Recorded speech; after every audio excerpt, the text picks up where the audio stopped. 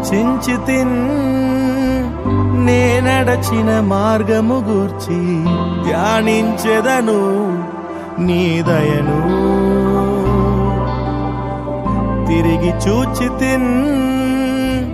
మొదలైన కాలము గూర్చి నీ ప్రేమ నన్ను కనపరచెను. శూన్యముతో ప్రారంభించి తిని